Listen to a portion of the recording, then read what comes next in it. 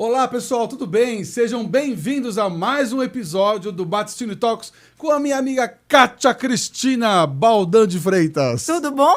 Comecei trabalhando, fazendo emissão de passagem aérea, que não tem nada a ver com o que é feito hoje, né? Que hoje é tudo e-ticket, é tudo eletrônico. Na época a gente fazia os bilhetes à mão, né? Então, se você emitia um grupo, você começava de manhã, terminava à noite, um grupo de 50, 60 bilhetes, Nossa. tudo à mão. Então, você ficava com calo nas mãos de tanto escrever. Não podia errar. Se você errasse, você perdia aquele bilhete. Então, tinha ainda que reportar aquilo. Era uma coisa, assim, muito manual mesmo, né? Assim, muito trabalhosa. Aí tive a oportunidade, como eu falei, para ir para o comercial e ali eu me encontrei. Ali eu visitava clientes, ali eu fechava acordos. Foi a minha porta de entrada para o que eu realmente gostava. Eu fui feita para vender, eu fui feita para... Fechar negócio. Fechar negócio, estar com pessoas. Uma vez eu recebi uma chamada, foi bem assim, eu já era gerente na Aeroméxico, e uma pessoa ligou para mim e me pediu para mandar uns documentos para o México, num envelope. E eu falei, olha, a gente não pode fazer esse tipo de transporte, é proibido. E ele falou assim, mas não é possível, com quem que eu tenho que falar e não sei o quê. Ele queria mandar só documentos? Só documentos. Ele era um conhecido meu, ele era um conhecido e ele estava me pedindo um favor, de eu mandar esses documentos para arrumar um jeitinho. Aí ele fez assim, você... como autoridade dentro do Aeroméxico, não pode fazer isso. Eu peguei e falei assim, olha, eu como autoridade no Aeroméxico, eu tenho que dar o exemplo. Então, eu não posso fazer isso. Nossa, você acabou com o menino. Eu fico pensando, né? Eu tenho muito amor pelo México, né? Eu trabalho para eles há 24 anos, né? Eu gosto muito dessa paixão deles, né? Eu acho que eu acabei me contaminando de uma boa maneira, se pode dizer isso, pelo amor que eles têm. Eles são muito patriotas, eles são muito passionais e eles têm muito orgulho da história deles, né? E eu tenho um sonho, que um dia ainda quero fazer algum trabalho para o Brasil. Eu gostaria de, da mesma forma que eu mando muito turista para o México, um dia eu quero trazer turistas para o Brasil. Mexicanos para o Brasil. Ou mexicanos, ou turistas. Nossa, o Brasil precisa desse apoio. Eu acho que o Brasil também é muito lindo. Muito lindo. Tem uma força da natureza muito grande. Sim. E não é muito explorado, né? Então, é um sonho. Esse é um sonho ainda que eu não realizei. Um dia eu ainda quero fazer algum trabalho para o turismo brasileiro. Olá, pessoal, tudo bem? Sejam bem-vindos a mais um episódio do Battistini Talks, agora com a minha amiga Beatriz Galoni. Oba, olá, Ricardo, Oi, tudo obrigado bom? por ter vindo. Comecei muito cedo, comecei com 18 anos, eu já estava lá fazendo estágio na Danone, que acho que foi uma das empresas assim, que me formaram, deram a minha base total do marketing. Eu fiquei 5 anos lá, passei por todas as áreas, né, de negócios, todos os produtos de iogurte. Comecei no requeijão, fiz iogurtes, danoninho, tudo isso. E fiquei lá, então, depois assumi, além do Brasil, assumi Chile, Argentina, Peru. Então, só que chegou um momento que eu já estava há muito tempo fazendo a mesma coisa, começou que não fazia mais sentido eu estar lá, né? Eu não queria ir para os Estados Unidos, mudar de país, que meus pais já estavam idosos, então eu queria ficar no Brasil. E aí começou a não ter muito mais razão de ser de eu estar ali, saí da Mastercard. E aí estava me preparando para conselho já naquela época. Eu fiz o IBGC, me certifiquei pelo IBGC. E qual a importância de certificar no IBGC? Porque você, para ser um bom conselheiro, você primeiro tem que ter uma base muito grande de governança, de riscos. Então, você tem que ter um aprendizado diferente daquele aprendizado que eu tive no marketing e em grandes organizações e multinacionais. O ESG é negócio. ESG não é abraçar a árvore, não é a área de filantropia. O ESG é você incorporar dentro dos seus negócios boas práticas, impactos positivos, é você diminuir os riscos da sua própria organização e da organização com quem você está atuando, né? O teu cliente, o teu fornecedor, né? Você olhar para pessoas, o respeito às pessoas, sejam elas os nossos colaboradores, seja a comunidade que está em volta. Então, se você é uma fábrica, como é que essa comunidade, né, ao redor dessa fábrica, naquela pequena cidade, está interagindo, né? Como é que eu estou impactando aquelas pessoas? Legal. Então, você olhar para a diversidade e inclusão, garantir que as pessoas tenham um tratamento justo, independente de raça, sexo, opção, o que for. Olá, amigos! Sejam bem-vindos a mais um episódio do Baticini Talks com meu amigo Luiz Fernando Guidosi. Boa tarde, boa noite, bom dia, boa madrugada. Obrigado por você ter vindo, hein? As pessoas terminavam a faculdade de manhã, a maior parte estava de noite. É. Mas hoje, se todo mundo aqui pergunta se o que eu sugiro, faz um estágio. Porque é a forma mais fácil você crescer e se envolver no mundo do mercado de trabalho. Legal você falar isso para os mais jovens que vão estar assistindo. Sem dúvida. Fazer a faculdade, curtir a faculdade é muito legal. Só que você tem que entender que a vida não é só curtição, né? Você também tem que ralar, tem que crescer, tem que aprender. E isso eu tive que aprender na marra, porque como eu fui começar a trabalhar em 2005, 2006, até 2 anos, trabalho de verdade, né? Não da minha agência, eu fiquei até 2005, fiquei de 2004 a 2005. Depois eu saí e tive que procurar emprego de verdade. Aí eu fui em 2006, eu tinha já 25 anos de idade. Então, trabalhar de verdade foi com 25 anos. É um lugar que hoje as pessoas perguntam, eu falo, você tem que conhecer a China. Os caras são as pessoas que... É o país que traz, que inova, que traz tecnologia. Se você for ver o mundo automotivo na China, ele dá de... Assim, tá muito, muito à frente do que a gente vê nos Estados Unidos, do que a gente vê na Europa. Os carros chineses que a GWM está trazendo, a PBD está trazendo, e outras que estão vindo, virão para o Brasil, vão trazer, tem tecnologia que os carros na faixa de 200, 300 mil reais não tem.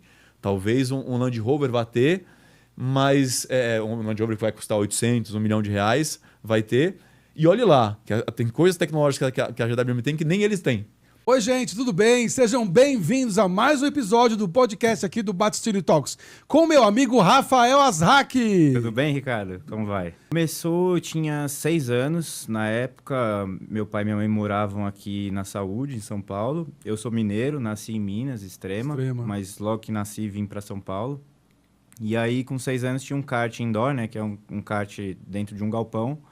E tinha um instrutor que levava as crianças para dar uma volta. Então, era um kart que o instrutor ia no centro e a criança ia ali pilotando, porque a gente não tinha tamanho pro acelerador e pro freio. Então, o instrutor acelerava, freava e eu ficava dirigindo.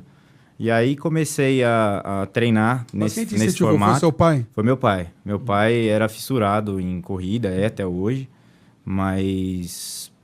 Aí minha irmã nasceu, eu nasci, aí a vida foi mudando, enfim. Aí ele despejou, acho que a vontade dele em mim de poder correr de kart, né? Mas eu sou muito mais o cara comercial e o cara de números, assim. Eu sou, vamos dizer, o que dá uma visão ali pro negócio, porque não adianta também ser um negócio lindo, maravilhoso, melhor receita do mundo, como tem alguns lugares hoje por aí, chegar depois de 6 meses, 1 ano, o cara fechar a unidade porque ele quebrou. A conta não fecha. A conta não fecha. A vantagem, né,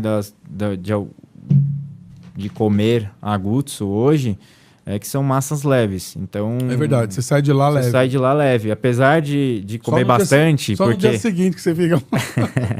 Apesar de comer bastante na refeição, porque tudo acaba sendo bom ali...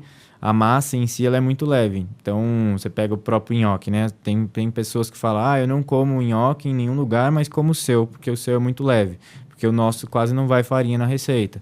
Então, ele acaba dissolvendo na boca.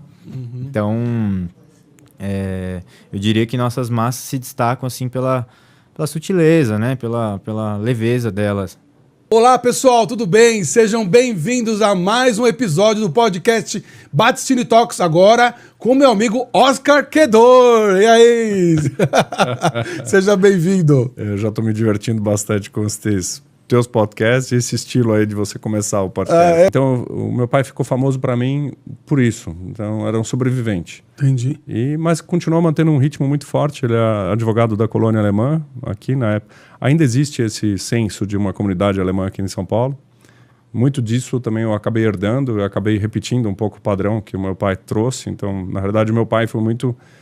eu vivenciei ele muito por documentos, por cartas, por arquivos. Quais são os valores alemães?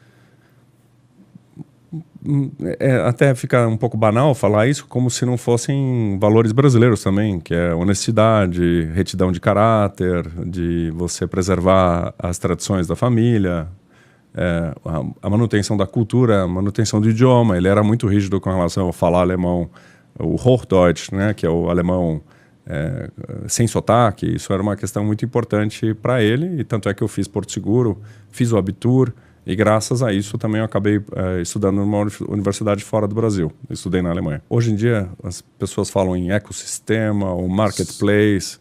Na verdade é uma central que conecta, a gente é B2B, B2B2C. Eu quero ajudar agentes de viagem do Brasil. Nesse momento a gente atende só com agente brasileiro que ajudam a vender melhor uma experiência de aluguel de carros. Olá pessoal, tudo bem? Sejam bem-vindos a mais um episódio do podcast Batistini Talks, agora aqui com minha amiga Lídia Saeg. Seja bem-vinda. Obrigada. Obrigado por você ter vindo, né? Imagina, obrigada a você por ter me convidado. Eu acho que, na verdade, Ricardo, eu tive a percepção sobre esse mercado de luxo, né? Certo. Eu sempre tive muito empatia. Então, eu sempre tive essa percepção sobre o que o outro precisava, o que o outro sentia. Pena que hoje os livros didáticos das crianças mudaram tanto, né? Porque esse devia ser o único, o maior livro e o melhor. Que existem livros didáticos muito importantes que foram esquecidos, mas a história dos 3 porquinhos é extremamente importante. Olha que interessante. É super importante isso que eu estou falando. Parece que é bobo, mas não é. Então, tem aquele que constrói aquela casinha, que, aliás, hoje é o que manda no país, né? A casinha que um vento derruba, a casinha que a chuva derruba. Tem aquela casinha meio termo, que também, se vier uma coisa mais forte, também derruba. Mas tem a casinha do porquinho, que demorou para construir, demorou para conquistar. Mas é de tijolo, é firme. Foi nessa casa que eu aprendi. E eu entrava no camarim, e eu não ia ficar lá toda metida, saltando. Ai, esquerda. Não. Eu sou uma pessoa muito útil, né? E eu não gosto de ficar parada. Então, quando eu percebi que ela estava em reunião, Hebe, posso arrumar aqui? Ela pode. Aí eu arrumava sapato, bolsa, algodão, maquiagem. Eu arrumava tudo. Se bobeasse, eu já estava com lisoforme no banheiro. Passando álcool em tudo e tal. Só que isso começou a se tornar um hábito, né? Porque a vida é isso, né? Ato, hábito, e aí vai. A disciplina e a competência, né? Olá pessoal, tudo bem? Sejam bem-vindos a mais um episódio do Batistini Talks com meu amigo Cláudio Justi. Cláudio Justi, Ricardo Battistini. Me honra, como você conhece tanta gente de todos os naipes, de todos os graus. Fiquei 3 anos na Yamaha e como nacional já. Mas não era diretor, era um gerente nacional. Cara, você era Yamaha, você foi Yamaha. Foi 3 anos de Yamaha. Foi aí que eu peguei o gosto pelas 2 rodinhas. Eu não sabia que seria Yamaha. E eu já era motociclista desde a GM, porque um grande amigo meu que agora mora no Canadá, quero até mencionar o nome dele, o Rafael Padilha, que o Manzano também conhece. Ele chegou pra mim uma hora, tava eu num carro e ele tava andando de moto, sozinho. Aí ele estacionou assim, eu seguindo ele parou, começou a olhar a moto assim, e eu falei assim, o que aconteceu, Rafa? Não, a moto tá com problema, não tá ligando? Veja aí, eu vou ligar ela e você vê se ela tá legal. Aí, mas como que eu faço? Não, olha embaixo. Aí eu me deitei no asfalto, olhei pra baixo, vai, liga aí. Aí eu olhei, cadê o Rafael? Ele tinha pego o meu carro e foi embora. Aí ele parou lá no alto, no morro lá da estrada e falou, vem. Eu falei, como vem? Eu não sei andar de moto, você tá louco? Não, vem. Pegou o carro e foi embora. Aí eu fiquei no meio da estrada, louco, na moto dele, aí fui lá, tentei ligar, tentei pegar, e morria, andava, e aí eu fui vendo como que eram as marchas, fui vendo, fui aprendendo, e era estrada, né, meti quinta marcha e fui. A Tota, você fez o quê? Eu era planejamento de vendas, exportação e distribuição Mercosul. Foi onde eu aprendi bastante, mas é uma empresa pesada para trabalhar. É muito processo, Toyota Sales. Todo mundo que fala para mim que trabalha na Toyota diz que é uma escola. É uma grande escola, O que eu tenho hoje de planejamento, o que eu tenho hoje de números, visualização, organização, eu aprendi na Toyota. Sejam bem-vindos a mais um Batistini Talks com meu amigo Ricardo Conte. Opa, tudo bem, Ricardo? E aí, Xará, tudo bem? Melhor agora. Eu acho que a logística, Então, Ricardo, ela dá previsibilidade, né?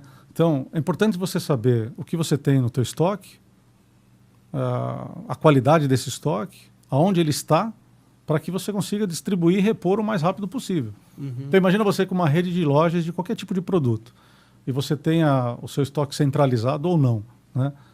Você precisa entender onde estão os seus produtos, o que você tem, a qualidade que você tem, tempo de reposição, velocidade de entrega e principalmente loja. O estoque da loja, o que ela tem, o que não tem, o que falta. o que não falta, acho que a logística é base disso tudo, né? E de 2000 até 2013, a empresa deu uma bela transformada, assim, foi ano após ano, né? Então ela cresceu numa média de 42% todo ano por 13 anos. Caramba! E aí ela chamava Celote e Sete Estradas, a empresa. Sete Estradas Transportes era a transportadora e Celote era a empresa de logística. Celote porque é centro logístico têxtil, então uma empresa voltada para moda. A gente foi a maior empresa de logística de moda do Brasil. Que legal. Olá, pessoal, tudo bem? Sejam bem-vindos a mais um episódio do Battistini Talks. Aqui com meus amigos José Ventura e Rebeca Legner. Sejam bem-vindos. Obrigada. Obrigado pelo convite. Obrigado por vocês terem vindo mesmo. Então, a gente investiu em marketing de relacionamento, com PR, disponibilizamos nossas peças para modelos, para blogueiras, para ver que nossa marca realmente existia e que tinha qualidade. Porque você chega lá na blogueira, ela pega lá 10 marcas, ela vai escolher a que ela acha mais bonita. E com isso a gente teve a vantagem de escolher muitas vezes as nossas peças e acabar sendo vista a nossa marca. Então a gente começou a entender como funciona o mercado também de joias e desejo, que a gente era cru. Que nem você perguntou para ela do que ela trabalhava. Ela era do pesquisa de mercado. Eu trabalhava no mercado financeiro. São duas coisas totalmente distintas. Então a gente não era da moda. A gente tinha um encanto, gostava do mercado joalheiro, da qualidade, mas tinha que saber trabalhar com isso. E isso daí foi com o tempo. Hoje a gente sabe trabalhar bem, sabe qualidade de pedra, todas as nossas peças são montadas por nós, o que não é muito comum. É gostoso, assim, você ter um lugar para você trabalhar, mas ser empreendedor é muito difícil, né? Ainda mais no Brasil. Mas esse desafio é bem interessante para aquelas pessoas que têm, eu digo, estômago, né?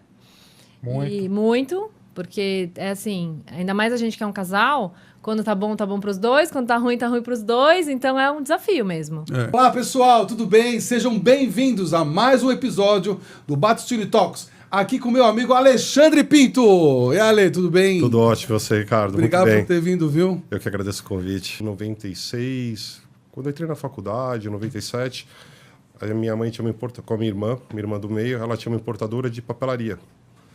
E numa dessas coisas da vida, a gente conseguiu trazer a Le Creuset para o Brasil, ela conseguiu a representação. Nossa. E aí minha outra irmã, a mais velha, entrou no negócio para tocar a Le Creuset.